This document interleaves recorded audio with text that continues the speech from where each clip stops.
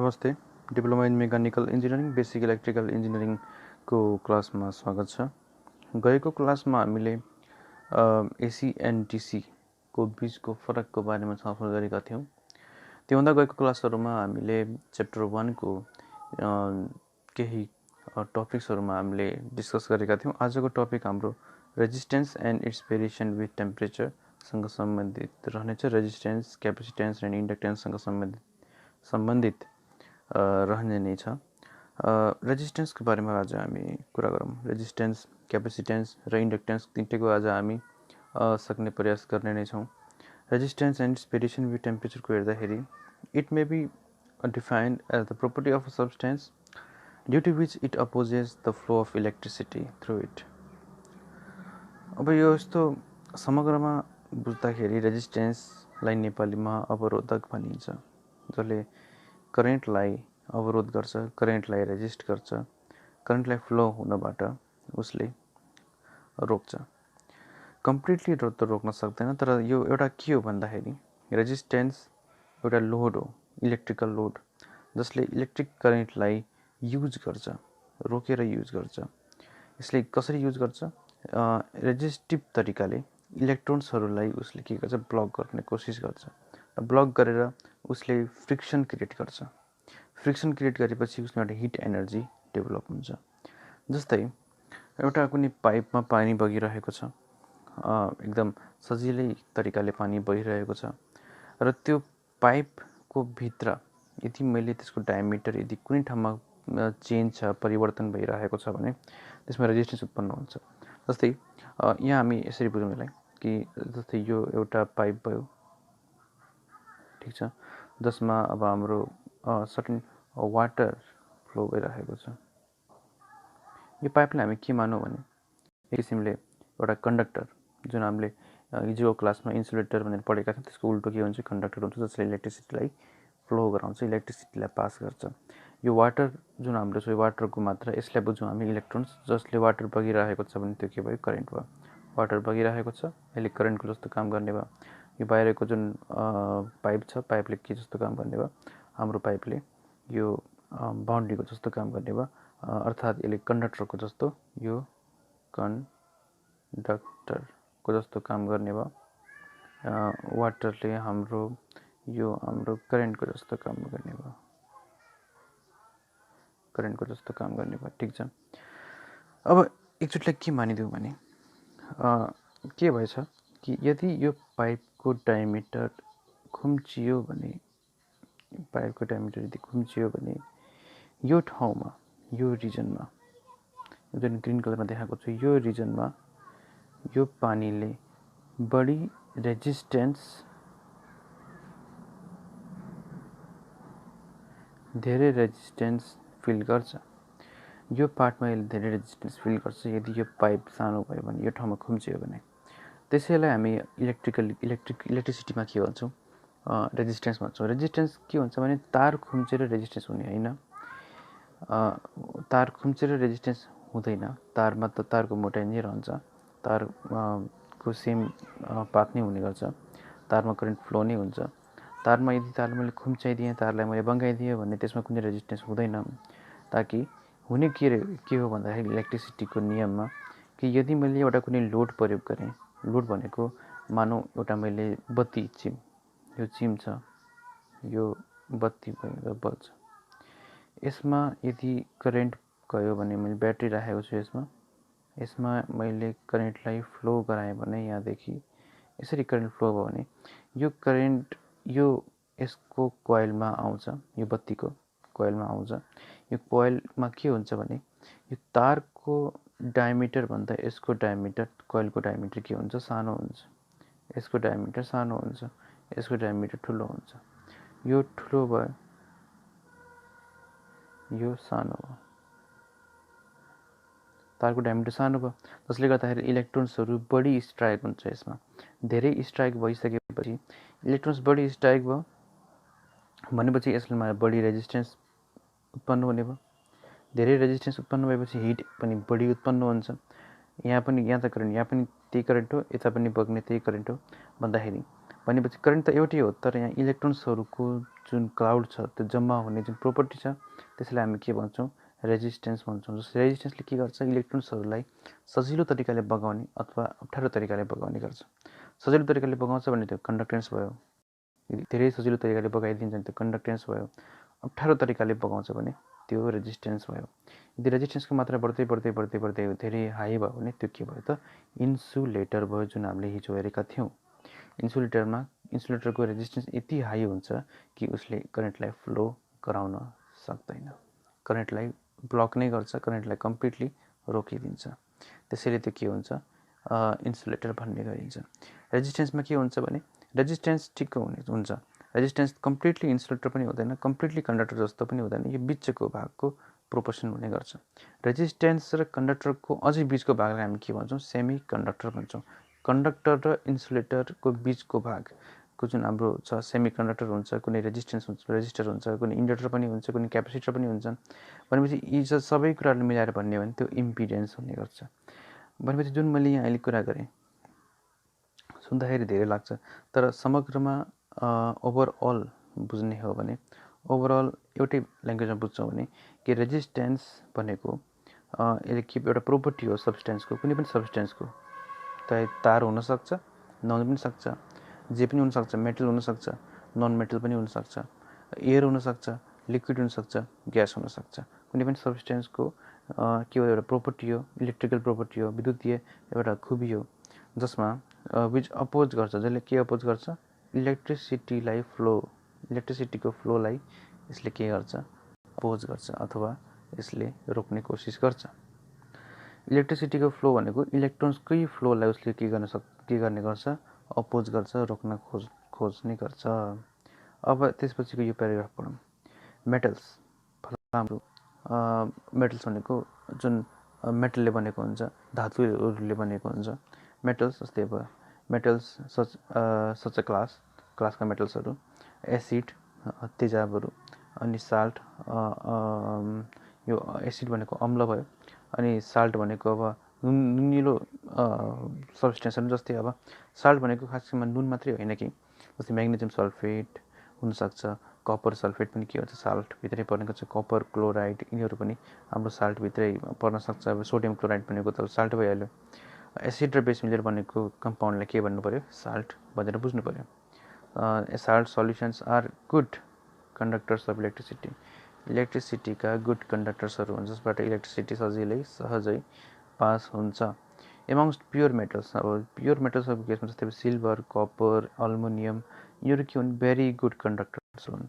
यिनीहरू very good, एउटा माथिको चाहिँ गुड, तलको के चाहिँ very good, in the given order.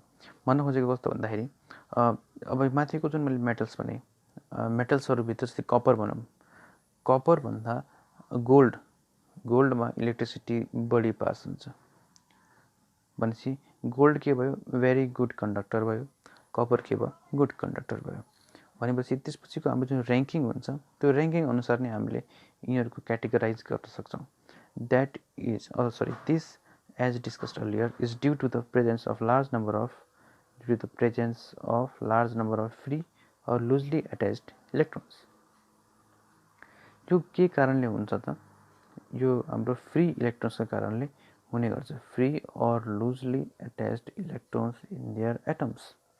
उनीहरूको एटमहरूमा लुजली बााउन्डेड इलेक्ट्रोन्सहरू छ भने, फ्री इलेक्ट्रोन्सहरू एकदम लुज तरिकाले बााउन्डेड छ भने मात्रै यो सम्भव छ। यसलाई हामी पहिला पनि मैले यसमा चित्रबाट देखाइसकेँ। जस्तै यो बिचको न्युक्लियस हो, यो बाहिरको फ्री इलेक्ट्रोन हो।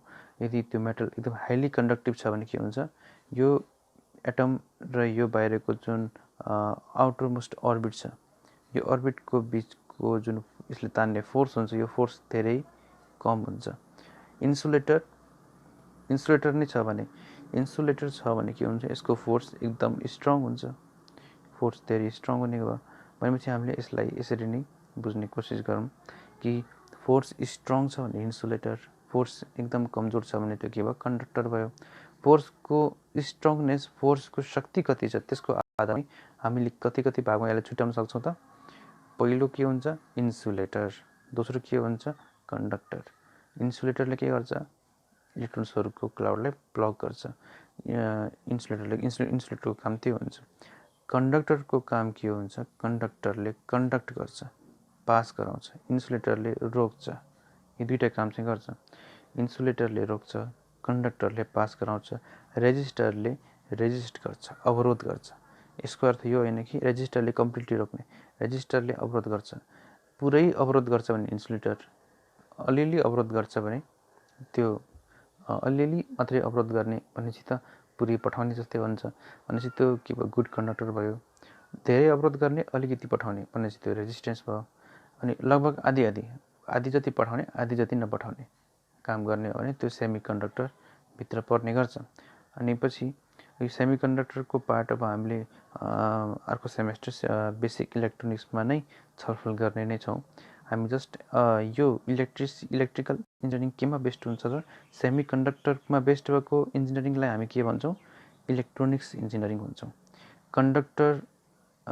कन्डक्टर र इन्सुलेटरको बिचको इन्जिनियरिङलाई हामी के भन्छौँ? इलेक्ट्रिकल इन्जिनियरिङ भन्छौँ। किनकि इलेक्ट्रिकल इन्जिनियरिङ भनेको विद्युतीय ऊर्जा हो। विद्युतीय ऊर्जा हामीले सेमी कन्डक्टरबाट पठाउने भन्दा पनि कन्डक्टरबाट नै पठाउने गर्ने गर्छौँ। कन्डक्टरबाट पठाउँछौँ र कन्डक्टरबाट यदि त्यो एनर्जी बाहिर नजाओस् भनेर इन्सुलेटरको प्रयोग गर्ने गर्छौँ। त्यही कारणले गर्दाखेरि कन्डक्टर र इन्सुलेटर नै बढी प्रयोगमा आउने गर्छ इलेक्ट्रिकल इन्जिनियरिङमा। त्यस्तै गरेर अब अगाडि बढौँ कि these vagrant electrons assume directed direction on the applications of an electric potential difference। अब यो इलेक्ट्रिक पोटेन्सियल नभइकन यो करेन्ट अथवा यो जुन विद्युत जुन छ यो पास हुन सक्दैन। इलेक्ट्रिक करेन्ट पास हुनको लागि पोटेन्सियल डिफरेन्स हुन आवश्यक, पोटेन्सियल डिफरेन्स हुनुपर्ने हुन्छ। These electrons while passing through these electrons while flowing pass through the molecules or the atoms of the conductor। अब यिनी इलेक्ट्रोन्सहरू के गर्छ त? जुन एटमको आउटरमोस्ट अर्बिटको जुन फ्री इलेक्ट्रोन्स छ त्यो कन्डक्टरको फ्री इलेक्ट्रोन्सको एटम्स त मोलिकुल्सहरूबाट नै पास हुन्छ भन्न खोजेको छ कि यिनीहरू के गर्छ? Collide with other atoms and electrons. यिनीहरू के हुन्छ भने अरू एटम्सहरूसँग यो इलेक्ट्रोन्स कोलाइड हुन्छ, ठोकिन्छ। र इलेक्ट्रोन्सहरू यो ठोकिसकेपछि यो इलेक्ट्रोन्स जुन इलेक्ट्रोन्स तारबाट बग्न खोजिरहेको छ त्यो एउटा रेजिस्टरमा आएर ठोकिन्छ। अब यसलाई म फेरि डायग्रामबाट भनिदिन्छु। जस्तै म ग्रिन कलरमा तार बनाउँछु, यो तार हो। रेड कलरमा म रेजिस्टर बनाउँछु। रेजिस्टरको सिम्बल यस्तो हुन्छ है, सिम्बल मात्रै हो यो, फेरि रेजिस्टर सबै यस्तै खालको हुन्छ भन्ने होइन। यो एउटा सिम्बल हो, यो तार हो। यो जुन रेड कलरको छ यसलाई म अब ब्ल्याक कलरले बुझाउने कोसिस गर्छु। यो जुन रेड कलरको छ यसमा के छ? इलेक्ट्रोन्सहरू छ। यहाँ इलेक्ट्रोन्सहरू एक्जिस्ट गर्छ। यो तारमा इलेक्ट्रोन्सहरू छ। जुन इलेक्ट्रोन्स हाम्रो ब्याट्रीबाट आएको हुनसक्छ अथवा जेनेरेटरबाट आएको हुनसक्छ। यो इलेक्ट्रोन्स यसमा आइसकेपछि, रेजिस्टेन्समा आइसकेपछि रेजिस्टेन्सको आउटरमोस्ट अर्बिटको इलेक्ट्रोन्सहरू न्युक्लियसमा धेरै टाइटली बन्ड भएको हुन्छ। त्यसैले यिनी इलेक्ट्रोन्सले त्यसलाई यदि एट्याक गर्यो, कोलाइड गर्यो भने तिनी बाहिरपट्टि भएको इलेक्ट्रोन्स सजिलै बाहिर निस्किँदैन, सजिलै अर्को मोलिक्युलमा जान सक्दैन। त्यसैले रेजिस्टेन्सले के गर्छ? यो इलेक्ट्रोन्सलाई, यो जुन इलेक्ट्रोन्सहरू छ लेफ्ट साइडको इलेक्ट्रोन्सहरूलाई ब्लक गरिदिन्छ। ठिक छ, लेफ्ट साइडको इलेक्ट्रोन्सहरूलाई ब्लक गर्छ र यिनी इलेक्ट्रोन्सहरूले खासमा के मद्दत गर्छ भने यसमा एट्याक गर्छ। मानौँ यहाँ 6वटा इलेक्ट्रोन्स छ, 1 2 3 4 5 6, 6वटा इलेक्ट्रोन्सहरू यसमा एट्याक गर्छ। यसमा यसले स्ट्राइक गरिसकेपछि यसमा यो स्ट्राइक भइसक्यो त स्ट्राइक भयो कहाँ त? यसको मोलिक्युलको आउटरमोस्ट अर्बिटमा। अनि स्ट्राइक भइसकेपछि जुन एनर्जी छ यसले जुन पाउँछ, जुन एनर्जी यसले जुन रिसिभ गर्छ, यो एनर्जी केको फर्ममा उत्पन्न हुन्छ त? तापको रूपमा, हिट एनर्जीको रूपमा, हिटको रूपमा उत्पन्न हुन्छ। ओके, यहाँबाट हिट एनर्जी निस्किन्छ। जहिले पनि रेजिस्टेन्सबाट हिट एनर्जी नै निस्किन्छ, अरू केही निस्किँदैन। त्यसैले यदि यहाँ करेन्ट बग्यो भने हिट एनर्जी नै त्यो यसबाट निस्किन्छ। यदि कुनै तारमा करेन्ट बगिरहेको छ, घरहरूको वायरिङ छ ल मानौँ, त्यसमा यदि तार तातिरहेको छ भने यसको अर्थ के बुझ्नु पऱ्यो?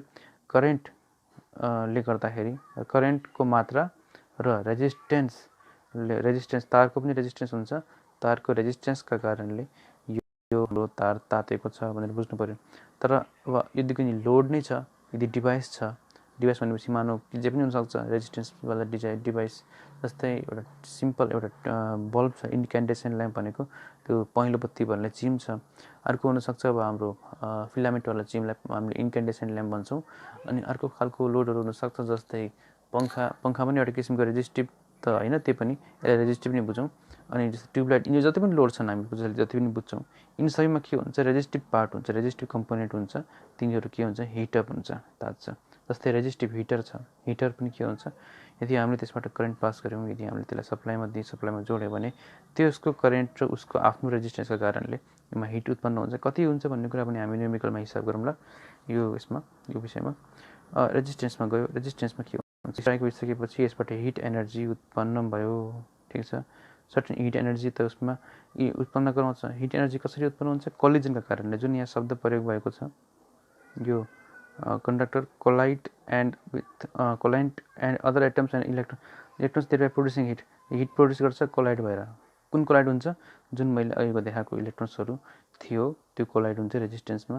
त्यो कोलाइड भइसकेपछि तिनै इलेक्ट्रोन्स, यहाँ कोलाइड भइसकेपछि इलेक्ट्रोन्स गायब हुँदैन, त्यो इलेक्ट्रोन्स पनि के हुन्छ, फेरि कहाँ आउँछ त, ब्याट्रीमा आउने गर्छ। जस्तै मैले अघि नै तिमीहरूलाई देखाइसकेँ। जस्तै यो छ, जस्तै यो यसमा छ, यसरी बगेको छ, यहाँबाट करेन्ट बग्यो, यहाँ मानौ 1 एम्पियर बगेको छ भने यहाँ पनि 1 एम्पियर नै बग्छ। अनि यसबाट के आउँछ, हिट एनर्जी अथवा लाइट एनर्जीको फर्ममा यहाँ देखिने गर्छ। इन्क्यान्डेसन अथवा फिलामेन्ट भएको जुन ल्याम्पहरू छ, त्यो फिलामेन्ट भएको ल्याम्पहरूमा टङ्स्टेन मेटल हुन्छ। टङ्स्टेन मेटल के हुन्छ भने उसको रेजिस्टेन्स हाई हुन्छ, त्यसैले करेन्ट बगेपछि त्यो के हुन्छ, चाँडै तात्छ। उसको प्रोपर्टी नै त्यही हुन्छ, कपर जस्तो हुँदैन त्यो। उसको क्रस सेक्सन एरिया पनि सानो हुन्छ, र क्रस सेक्सन एरिया पनि सानो छ, जसले गर्दाखेरि उसलाई स्ट्राइक भइसकेपछि रेजिस्टेन्स पनि एकदम अत्याधिक बढी भयो। बढी भइसकेपछि उसबाट हिट एनर्जी भयो। हिट एनर्जी के को फर्ममा भयो त, अब लाइट एनर्जीको फर्ममा देखियो। ओके, अब यो लाइट एनर्जी जुन छ, हिट एनर्जी अथवा लाइट एनर्जी जुन फर्ममा यो छ, यो फर्ममा रहेको जुन एनर्जी छ, यो एनर्जी कसको एनर्जी हो त, यो रेजिस्टेन्स आफ्नैको एनर्जी हुन्छ। यो बाहिरबाट आएको इलेक्ट्रोन्सहरूले गर्दाखेरि यसलाई कोलाइड गर्छ, यसलाई ठोक्छ। ठोक्ने काम मात्रै यसले गर्छ, 1 एम्पियरको इलेक्ट्रिसिटीले यसलाई कोलाइड गर्छ। कोलाइड मात्रै गरेर यसले के गर्छ, आफ्नै बााउन्डेड भएको जुन इलेक्ट्रोन्सहरू छ तिनीहरूलाई के गर्छ, निकालिदिन्छ। निकालिसकेपछि हिट एनर्जीको फर्ममा यो देखिन्छ। त्यो उसले बाहिरको जुन इलेक्ट्रोन्सहरूको फर्ममा जुन देखिन्छ, जबसम्म यसको लाइफ छ, जबसम्म यसको क्षमता, तबसम्म यसले के गर्छ, आफ्नो एनर्जी दिइराखेको हुन्छ। अब त्यस्तै गरेर अब युनिट अफ रेजिस्टेन्स अब नाप्नु त पर्यो यसलाई। The practical unit of resistance is ohms. ओममा नाप्ने गरिन्छ। A conductor is said to have a resistance of 1 ohm if it permits 1 ampere current to flow through it when 1 volt is impressed across its terminals. यसको resistance 1 ohm हुन्छ। अब हामीले यसमा ohms लको बारेमा छलफल गरेका छैनौँ, त्यही पनि हामी यसमा के बुझौँ भने यदि कुनै पनि रेजिस्टेन्सको भ्यालु 1 ओम तब भन्नु पर्यो जब उसले 1 एम्पियर करेन्ट तान्छ। कस्तो अवस्थामा, जब मैले यसलाई 1 भोल्टको ब्याट्रीमा जोड्छु।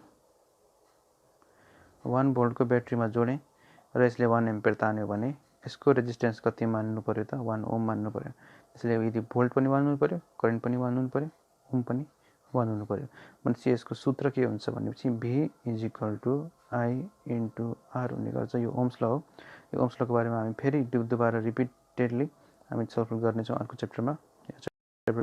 च्याप्टर 1 मा जस्ट अब हामीले रेजिस्टेन्स पढ्नुभन्दा पहिला त ओम्स ल पढ्नुपर्ने हो खासमा, त्यही पनि सर्ट एउटा कन्सेप्ट मात्रै बसाउन खोजेको हो, ठिक छ। अब for insulators whose resistance are very high, इन्सुलेटरको रेजिस्टेन्सहरू के हुन्छ, एकदम अत्याधिक बढी हुन्छ। मैले अघि नै भनिसकेको छु। अब बिगर युनिट इज युज्ड, त्यसरी mega ohms 10⁶ ohms, kilo ohms 10⁻³ ohms, milli ohms 10⁻³ ohms, अथवा माइक्रो ओम्स भनेको 10⁻⁶ ओम्स पनि प्रयोगमा आउन सक्छ। यसको सिम्बल कस्तो हुन्छ, सिम्बल म यहाँ बनाइदिन्छु। सिम्बल कस्तो हुन्छ, यस्तो यस्तो सिम्बल यस्तो खालको हुन्छ, हेडफोन टाइपको सिम्बल हुन्छ।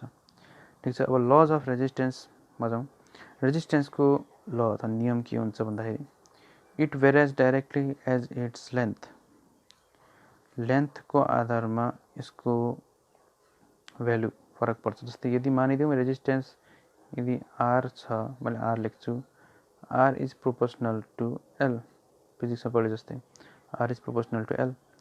सिमिलरली अब यो अब आरको छ हाम्रो आर प्रोपोर्सनल टु, अब inversely proportional to cross section area of the conductor.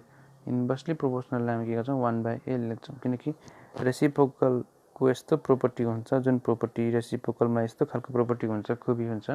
यदि कुनै पनि नम्बर यदि हामीले कन्सटेन्टलाई XYZ यदि मैले रेसिप्रोकलमा राखेँ भने त्यसको भ्यालु बढ्दाखेरि पुरै भ्यालु के हुन्छ, घट्छ। त्यसैले इन्भर्सली भन्न पाइयो। अनि it depends on the nature of मेटेरियलको नेचरमा भर पर्छ। मतलब कपरको लागि फरक, अनि पछि एल्युमिनियमको लागि फरक, कार्बनको लागि फरक, आइरनको लागि फरक भ्यालु अथवा रेजिस्टेन्स हुने गर्छ। अब यो 3टा पोइन्ट। त्यसपछि के छ, it also depends on temperature of the कन्डक्टरको टेम्परेचरमा पनि यो डिपेन्ड गर्छ। जस्तै तापक्रम, टेम्परेचर भनेको तापक्रममा डिपेन्ड गर्छ। 4वटा कुरा यसमा आयो भने 4वटा कुरालाई मैले यसमा समग्रमा रेजिस्टेन्स भनेको लेन्थमा, एरियामा र उसको नेचरमा डिपेन्ड गर्छ। यसको अर्थ के भयो, R is proportional to L, अनि के छ reciprocal inversely proportional to A, R is proportional to L A. अब प्रोपोर्सनल साइनलाई हटाउनु पऱ्यो, किनकि त्यो त इक्वल टुमा आउँछ। इक्वल टु कन्सटेन्ट के हुन्छ, यस्तो नेपाली 9 जस्तो रो, यसलाई रो भनिन्छ, रो एल/ए। यसलाई के भनिन्छ, यसमा हरियोमा देखाइन्छु, यसलाई के भनिन्छ, नेपालीको रो भनिन्छ, नेपालीमा रो भनेपछि रो भनिन्छ, रो इन्टु रो हो, यो रो भयो। त्यसपछि यो इन्टु भयो, यो एल भयो लम्बाइ, यो ए भयो, के भयो cross section area of conductor कुनै गोलो हुन्छ भने सर्कलको फर्ममा हुन्छ, यसको क्रस सेक्सन एरिया निकाल्नु पर्यो। ठिक छ। एमएम स्क्वायरमा हुनसक्छ, इन्च स्क्वायरमा हुनसक्छ। सामान्यतया एमएम स्क्वायरमै लेख्ने गरिन्छ। ठिक छ। एमएम स्क्वायरमा हामीले लेख्नु पऱ्यो, त्यसलाई पछि मिटर स्क्वायरमा कन्भर्ट गर्नु पऱ्यो। एरिया खास गरी मिटर स्क्वायरमा लेख्नु पऱ्यो कन्भर्ट गरेर, एललाई मिटरमा लेख्नु पऱ्यो। ओम यो रो भनेको के हो त, यसलाई भनिन्छ हामी रेजिस्टिभिटी। ठिक छ। अब यो एउटा पेजको अब हामीले अहिले सक्यौँ। त्यसपछि अब हामी यसमा जान्छौँ। अब यो यसमा हेरौँ डायग्राममा हेर्दा क्लियर हुन्छ। अहिलेको जुन 4वटा कुरा मैले भनेको थिएँ, it depends upon length, it depends upon cross section area, it depends upon what, resistivity, rho, nature of material. अब यस्तै खालको बडी, यस्तै खालको सब्सटेन्स छ जुन के को छ, तामाको छ। यस्तै खालको छ जुन अब हाम्रो फलामको छ। तामा र फलाम फरक छ। अब मानव काठकै छ एउटा, यही साइजको छ, सेम साइज। अब कुरा के भयो भने यसमा काठको यही साइजको अब्जेक्टको रेजिस्टेन्स र तामाको रेजिस्टेन्स सेम हुँदैन कहिले पनि। दुईटाको फरक हुन्छ। लम्बाइ एल पनि एउटै छ, ए पनि एउटै छ, तर फरक के छ, रेजिस्टिभिटी, रो फरक छ। रोलले धेरै फरक पार्छ। फलामको पनि फरक हुन्छ। काठमा त इलेक्ट्रिसिटी पास हुँदैन, काठ त के हो, इन्सुलेटर हो। अनि तामामा त मजाले पास हुने भयो। यही साइजको, जस्तै मानौँ 1 मिटर लामो एल छ, 1 मिटर स्क्वायरको क्रस सेक्सन एरिया छ, यही बराबरको काठ छ भने पास त हुँदैन। यही बराबरको तामा छ भने मजाले पास हुन्छ। भनेपछि पास यसमा किन भएन त, किनभने यसको काठको रेजिस्टिभिटी के छ, फरक छ तामाको तुलनामा। त्यसैले रेजिस्टिभिटी काठको बढी छ, तामाको कम छ। तामामा के हुन्छ, रेजिस्टेन्स कम हुन्छ। तामा भनेको त कन्डक्टर हो, रेजिस्टर होइन। त्यसैले तामाले भनेको रेजिस्टर भन्ने त हुँदैन। काठले भनेको रेजिस्टेन्स चाहिँ हुनसक्छ, सकेसम्म काठको रेजिस्टेन्स त हुँदैन। सेरामिकमै रेजिस्टेन्सहरू बनाउने गरिन्छ, त्यसमा केमिकल फर्मेसन गरेर हामी के गर्छौँ, रेजिस्टेन्स कम्पनीमा, फ्याक्ट्रीमा तयार पार्छौँ। अब यो जुन मैले त्यहाँ अघि कुरा गरिसकेको छु, आर इज प्रोपोर्सनल टु एल/ए, त्यसपछि आर इज इक्वल टु रो एल/ए मैले भनिसकेँ। त्यसपछि एल यदि 1 मिटर छ, ए 1 मिटर स्क्वायर छ भने आर बराबर के हुने भयो, रो हुने भयो। यसको अर्थ रोलाई के भन्छ हामी स्पेसिफिक रेजिस्टेन्स अथवा रेजिस्टिभिटी पनि भन्छौँ, याद राख्ने। Hence, specific resistance of metal may be defined as the resistance between the opposite faces of a meter cube of that material is the resistance of the material. Material को resistance कहाँदेखि कहाँसम्म नाप्नु पर्यो, जहाँदेखि current enter गर्छ र जहाँदेखि current out हुन्छ, अथवा जहाँदेखि current out हुन्छ र जहाँदेखि करेन्ट इन्टर हुन्छ, जताबाट नापे पनि हामीले के बुझ्नु पर्यो, त्यो रेजिस्टेन्स क्यापिटल आर हुन्छ। रेजिस्टिभिटी केमा डिपेन्ड गर्छ, रेजिस्टिभिटी डिपेन्ड गर्छ सब्सटेन्समा, कपरको फरक, आइरनको फरक, काठको फरक, कार्बनको फरक, अल्युमिनियमको फरक। भनेपछि मेटलहरूको पनि रेजिस्टिभिटी हुन्छ, काठको पनि हुन्छ। मतलब रेजिस्टिभिटी रेजिस्टेन्स भन्ने जुन शब्द आएको छ, कुनै पनि सब्सटेन्सको पनि रेजिस्टेन्स हुन्छ, सबै सब्सटेन्सको रेजिस्टेन्स हुन्छ, यहाँसम्म कि हावाको पनि रेजिस्टेन्स हुन्छ। त्यसैले यो रेजिस्टेन्स बढी हुने थोरै हुने भन्ने कुरा मात्रै हो। रेजिस्टेन्स धेरै थोरै छ भने त्यो कन्डक्टर जस्तो भयो, रेजिस्टेन्स धेरै बढी छ भने त्यो के भयो, इन्सुलेटर जस्तो भयो, जसबाट विद्युत प्रवाह हुँदैन। भयो भने धेरै कम मात्रामा विद्युत प्रवाह हुन्छ, जुन हामीलाई फिल नै हुँदैन। त्यसैले रेजिस्टिभिटीबाट त्यसरी हामीले अनुमान गर्न सक्छौँ। अनि अर्को कुरा, रेजिस्टिभिटीको युनिट के हुन्छ, ए मिटर स्क्वायरमा नापिन्छ। यो यहाँको आयो ए मिटर स्क्वायरमा नापिने भयो। त्यसपछि रेजिस्टेन्स ओममा नापिन्छ, लम्बाइ एल मिटरमा नापिन्छ भने एआर बाई एल के हुन्छ, ओहम मिटर हुन्छ। ओहम मिटरको ओहम हाइफन मिटर पनि लेख्न सकिन्छ, अथवा ओहम मिटर डाइरेक्टली लेख्न सकिन्छ। दुईटा मध्ये कुनै पनि एउटा युज गर्न सकिन्छ। ओहम माइनस मिटर भन्न पाइएन, ओहम मिटर दुईटैको एउटै भयो। Hence, the unit of resistivity is ohm meter. It may, however, be noted that resistivity is sometimes expressed as so many ohms per meter cube. Although it is incorrect to say that, but it means the same thing as ohm meter. If L is in centimeter, A meter is centimeter square, then rho is in ohm centimeter. Values of resistivity and temperature coefficient for various materials are given in table. अब table एउटा यहाँ हामी हेरौँ table कस्तो छ। अब हामीले टेम्परेचरको बारेमा यो कोर्समा राखिदिएको छैन, टेम्परेचरको बारेमा हामी छलफल गर्ने थियौँ, टेम्परेचरको बारेमा हामीले छोडिदियौँ। हामी जस्ट यो कलमलाई मात्रै हेरौँ कि अल्युमिनियम कमर्सियल बजारमा पऱ्यो भने अल्युमिनियममा कति हुन्छ त resistivity. Resistivity in ohm metre at 20 degree Celsius, 20 degree सेल्सियसमा हामी हिसाब गर्छौँ जहिले पनि, किनकि 20 डिग्री सेल्सियसलाई हामी नर्मल एटमोस्फेरिक टेम्परेचर मान्ने गर्छौँ। 20 डिग्री सेल्सियस भनेको न त तातो जस्तो न त चिसो जस्तो ठिकको टेम्परेचर मान्ने गरिन्छ, र 20 डिग्री सेल्सियस भनेको नर्मल टेम्परेचर अफ एटमोस्फियर हाम्रो अर्थको मान्न सकिन्छ। 2.8 यहाँ इन्टु 10⁻⁻8 पनि यहाँ थप्नुपर्छ। 2.8 इन्टु 10⁻⁸ ब्रास भनेको अब हाम्रो यो एलोय हो, यसमा के छ 6 to 8 6 देखि 8 इन्टु 10⁻⁸ 7 पनि हुनसक्छ, 7 इन्टु 10⁻⁸ सम्मको ओहम मिटरमा नाप्नु पर्यो।